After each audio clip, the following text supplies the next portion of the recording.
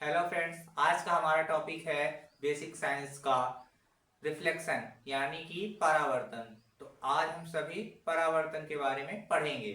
तो आइए चलते हैं कि परावर्तन है क्या।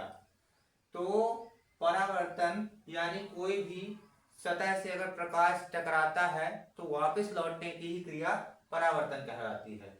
यानी इसमें परिभाषा के अनुसार कि जब प्रकाश किसी सतह से या तल से टकरा करके वापस लौटता है तो यह क्रिया परावर्तन कहलाती है। परावर्तन मुख्यतः दो प्रकार के होते हैं। पहला होता है हमारा नियमित परावर्तन। पहला है हमारा नियमित परावर्तन। नियमित परावर्तन परावर्तन और दूसरा है हमारा विसरित परावर्तन। विसरित परावर्तन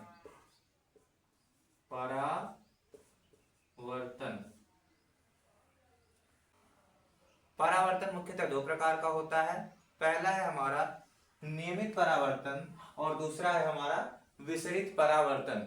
तो परावर्तन मुख्यतः दो प्रकार के होते हैं, पहला नियमित और दूसरा विसरित परावर्तन। अब आगे चलते हैं, परावर्तन को समझते हैं। परावर्तन के दो नियम भी होते हैं। तो सबसे पहले हम इसको समझ लेते हैं चित्र के माध्यम से। ये है हमारी आपतित किरण। आपतित किरण किरण ये है हमारी परावर्तित किरण। परावर्तित किरण वर्तित किरण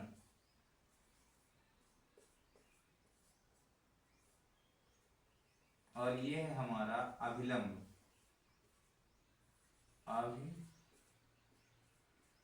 अभिलंब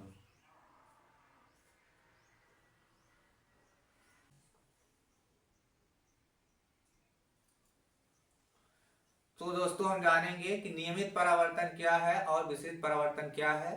तब तक आप इसका स्क्रीनशॉट ले लीजिए। तो बिना समय गवाए चलते हैं, देखते हैं कि नियमित और विसरित परावर्तन क्या है। तो नियमित परावर्तन जो होता है वह चिकने पृष्ठ पर होता है और विसरित परावर्तन जो होता है वो खुरदुरे पृष्ठ पर होता है। तो समझते हैं हम लोग। तो नियमित का अर्थ होता है कि चिकने पृष्ठ से अगर कोई किरण, आपतित किरण आई और उसी कोण पर परावर्तित हो गई तो यह नियमित परावर्तन कहलाएगा।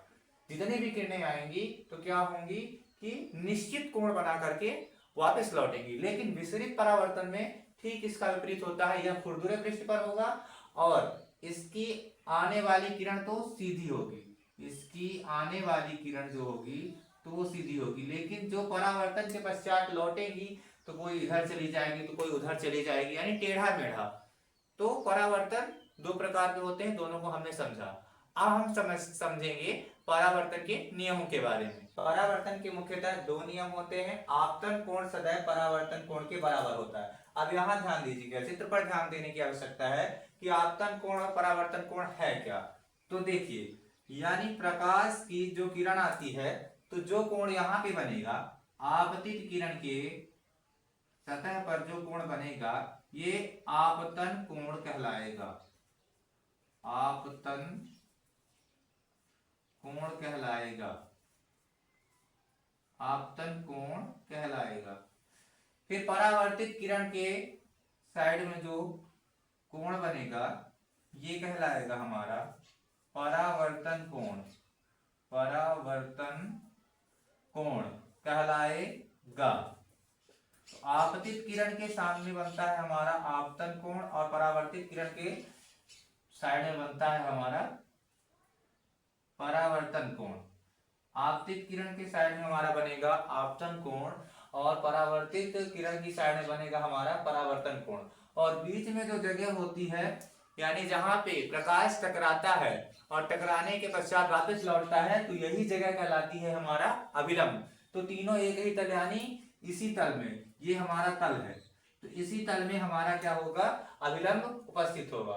तो परावर्तन के मुख्यतः जान गए हम लोग कि दो नियम होते हैं, और आपतन कोण सदैव परावर्तन कोण के बराबर होता है, ये पहला नियम है। दूसरा नियम है आपतन कोण, परावर्तन कोण तथा अभिलंब तीनों एक ही तल में होंगे, यानी कि एक ही पृष्ठ पर, तल यानी पृष्ठ। तो फ्रेंड्स बस आज के लिए इतना ही, बाकी मिलते हैं नेक्स्ट वीडियो में। तब तक के लिए जुड़े रहिए हमारे चैनल बेसिक साइंस के साथ।